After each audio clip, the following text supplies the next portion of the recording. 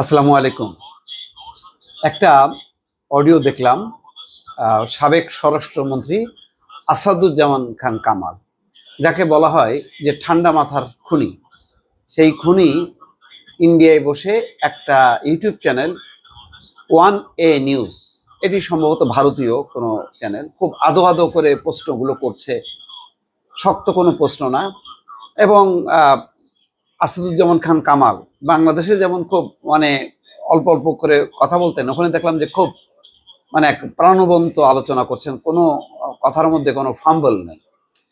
তো সেখানে মোদ্দা কথা যেটা, যে এটা হলো পুরোটাই হচ্ছে একটা ষড়যন্ত্র, পুরোটাই হচ্ছে একটা পরিকল্পিত একটা অভ্যুত্থান, যার টার্গেট হচ্ছে সাবেক প্রধানমন্ত্রী শেখ হাসিনা। এখানে কিছু কিছু প্রশ্ন এসছে, বলছে যে আপনারা কি এটার কোনো নির্দেশ দেননি? উনি বলছেন যে না, নির্দেশ দিইনি। একটু দর্শক একটু আমরা শুনি, তারপর আবার তাদের জীবন রক্ষার্থে, তারা তাদের থানার অস্ত্র রক্ষার্থে, আমাদের জেলখানা তাদের বন্দীদের রক্ষার্থে তারা বাধ্য হয়ে তাদের সেলফ ডিফেন্স কিংবা তাদের অস্ত্র রক্ষার্থে তারা শেষ পর্যন্ত যেটা ইউজ করতে হয় সেটা করেছে। তারপরে খুব ইন্টারেস্টিং পয়েন্ট এখানে, যে উনি যেটা বলার চেষ্টা করছেন যে এখানে আওয়ামী লীগ ছাত্রলীগের 400-500 মারা গেছে, পুলিশের 2500 3000 মানুষ হতাহত হয়েছে, সেই সংখ্যাগুলো নেই। অর্থাৎ এটাতে যে ছাত্র জনতা মারা গেছে সেই জিনিসটা ঢেকে রাখছে। এবং খুবই ইম্পর্টেন্ট ব্যাপার, বলতেছে যে তারা কোনো নির্দেশ দেয়নি, যেখানে জাতিসংঘের রিপোর্টে আছে যে এটা একেবারে উচ্চ পর্যায়ের নির্দেশে পুলিশ এই হামলাগুলো করছে বা গুলি চালাইছে, সেটাকে তিনি একেবারেই অস্বীকার করতেছেন। সে বলতেছে যে এটা আমাদের আদেশ দেওয়ার প্রয়োজন নেই, এটা পুলিশ তার সেলফ ডিফেন্সের জন্য তারা প্রথমে টিয়ার গ্যাস মারছে, ব্যারিকেড দিছে, তারপরে জল কামান ব্যবহার করছে, পরে যখন তাদের উপরে হামলা হয়েছে তখন তারা এই আক্রমণ করছে বা নিজেদের রক্ষা করার জন্য তারা গুলি চালাইছে। এটা তারা এদের নির্দেশ দেওয়ার নেই। বলছে যে আমরা কি ওখানে দাঁড়াইছিলাম? ওখানে দাঁড়ায় থেকে বলছি পুলিশকে, পুলিশ তার নিজের আত্মরক্ষার্থে গুলি চালাইছে, এবং এটাই হচ্ছে পুলিশের বিধান। ফলে ওনাদের কোনো দায় দায়িত্ব বা নির্দেশ নেই। শোনেন দর্শক আবার একটু। আমাদের কোনো নির্দেশ দেওয়ার তো প্রয়োজন হয় না।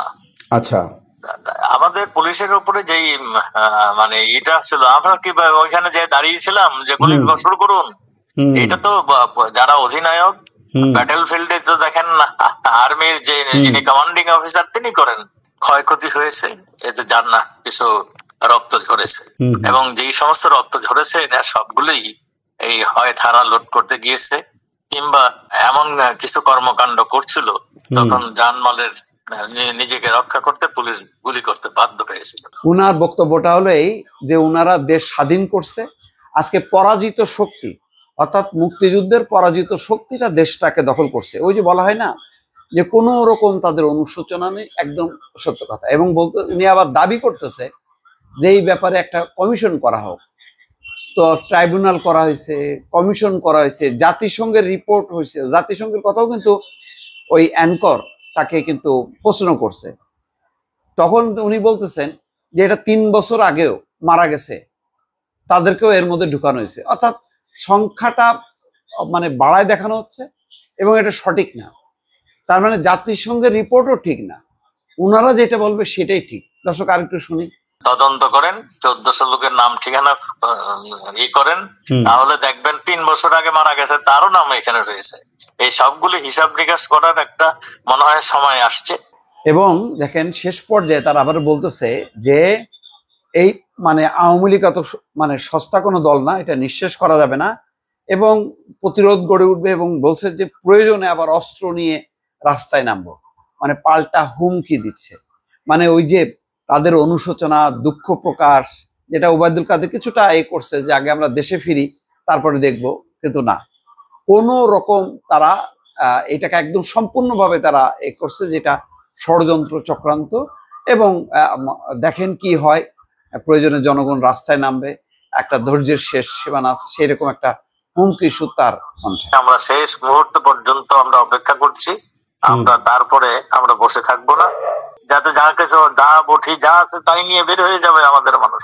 অথচ দেখেন যে তাকে দেখানো হচ্ছে যে একটা একটা করে মরে, আবার আরেকটা থেকে যায়, সে সরে না। মানে কিভাবে অপারেশনগুলি চালাচ্ছে সেই চিত্রগুলি দেখাচ্ছে। আমরা একটা দেখছি তো ভিডিও, এবং মনোযোগ দিয়ে দেখতেছে। উনি নির্দেশ দেননি, ওনার নির্দেশ ছাড়াই পুলিশ গুলি চালাইছে।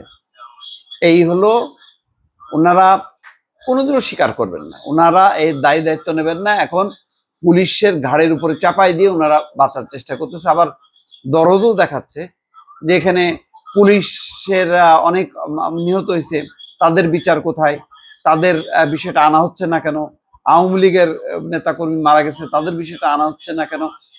এইভাবে একটা বিভ্রান্তি, এবং এটাই আসলে তাদের রাজনৈতিক স্ট্যান্ড, যে এই যুদ্ধ অপরাধের ট্রাইব্যুনালকে বিতর্কিত করা, এই বিচার সঠিক না। এইভাবে কিন্তু ওনাদের দৃষ্টিতে ওই যে যুদ্ধ অপরাধের বিচার আবার সব সঠিক। ওনাদের যা যা কাজ, গুম খুন গত 15 বছরে যা যা করছে সব ঠিক আছে, এখানে কোনো ভুল নাই। এখানে জাতিসংঘ, গুম কমিশন যাই বলুক না কেন, অথবা আমেরিকান স্টেট ডিপার্টমেন্ট নিষেধাজ্ঞা দিছে তাদের এই বিচার বহির্ভূত হত্যাকাণ্ডের ব্যাপারে, এগুলি সব কিছু মিথ্যা। ওনাদের কাজগুলি হলো একদম সহি, কোনো ভুল নেই। আর এখন বাকি যা যা হচ্ছে সব কিছু হচ্ছে ভুল। এই বয়ান নিয়ে তারা আছে। দর্শক ভালো থাকবেন, আল্লাহ হাফেজ।